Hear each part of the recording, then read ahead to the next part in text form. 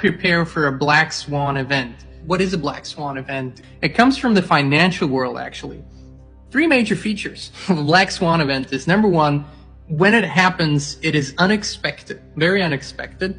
Number two, it has widespread and sometimes catastrophic consequences. And number three, in hindsight, a lot of people say, duh, of course this happened. It was kind of predictable, but no one saw it ahead of time. Ironically enough, we're kind of living through a black swan event, which started in the beginning of 2020. For the population at large, it was a classic black swan event, maybe the biggest black swan event to date in modern history, as in something happened that was unexpected for large numbers of people. It has widespread effects and consequences for all populations. And in hindsight, you could say, well, duh, was predictable. So I can already hear the Love and Light Brigade. We love you guys. Love and Light Brigade says, well, why are you even talking about such a thing? Why are you manifesting a bad event? Why are you even thinking about those things? Well, first of all, we don't live in fear and we're not scared. Second of all, we don't see disruptive events as bad. As a matter of fact, we know disruption is part of the transformational process that we're in. In our experience, there is no transformation without a disruptive event. We always affirm that it's for the highest good of all. The second aspect of this is, why would you prepare for something like that? And people always say, well, those preppers, they're kind of weird people. Well, you're all preppers. Each and every one of you, 99.9% are preppers.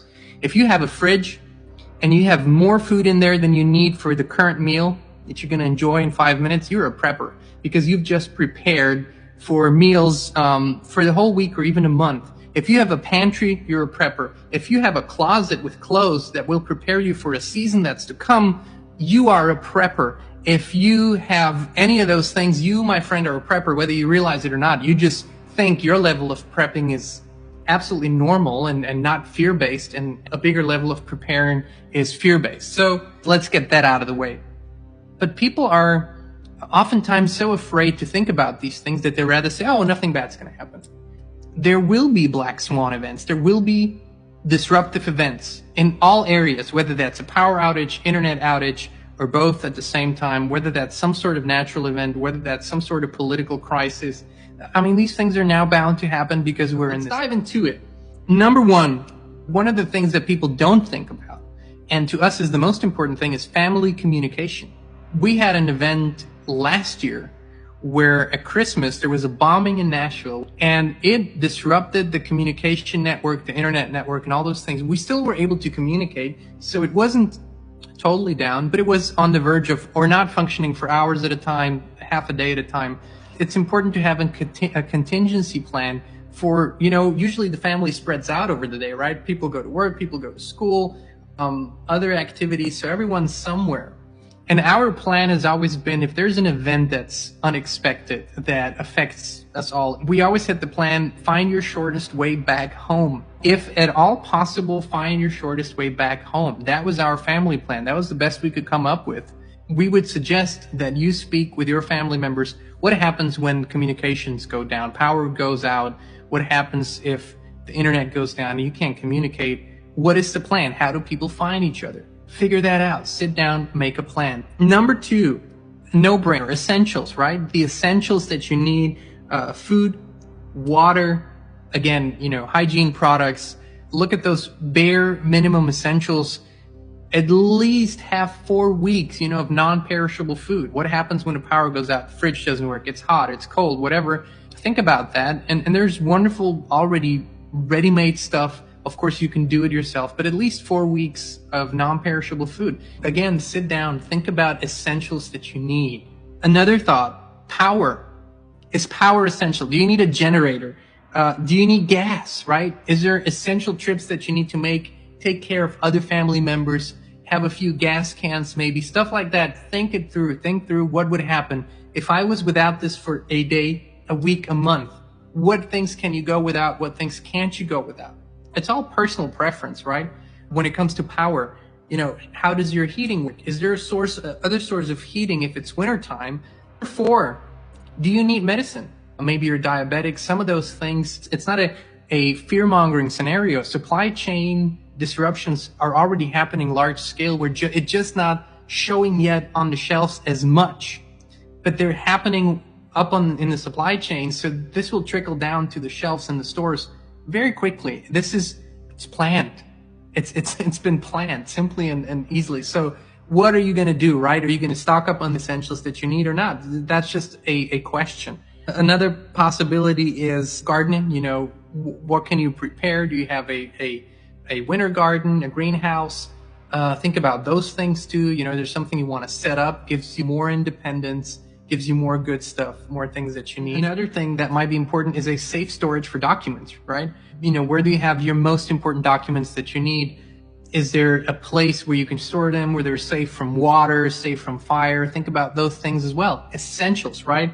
Also, when it comes to this, today, a lot of that is stored digitally. So you might have it on your computer, you might have it on some cloud, but do you have it on a hard drive, an external hard drive that you can take anywhere and plug into another system and get whatever you need? For example, right, if you own cryptocurrency, it might be a good idea to have an offline wallet. It has proven very beneficial to people in the past. Something also that's very important, to have some cash on hand. In the past crises, when such events happened, a lot of times it caught people off guard. You know, everyone's shopping with cards, everyone's just holding up their phone and scan shit. You might need and want some cash on hand, and we would suggest to not have $100 bills, because in situations like that, a piece of bread or, you know, whatever might cost you then $100. Have it in small bills, or whatever your currency is, euros or whatever else. Have it in small bills so you can trade and barter and do stuff like that. Of course, there were events in the past where money literally lost its worth because there was such high inflation.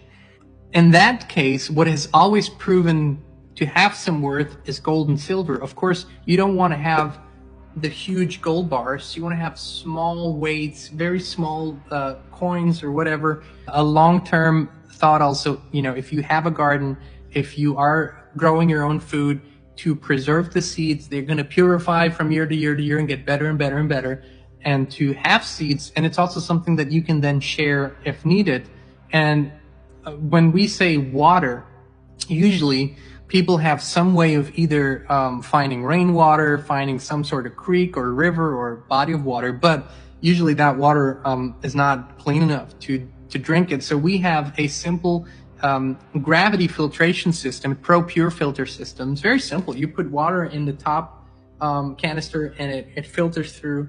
It's gravity, doesn't need electricity. It filters out all the chemicals, the fluoride, everything. You know, those are very, very important things to have and consider. So it's an independence thing too. Whenever it does happen, you are then not at the mercy of a government agency to provide some sort of relief or help. You're not at the mercy of friends and family to feed you. You are independent and self-reliable. And what's beautiful, you can actually use the energy and help people.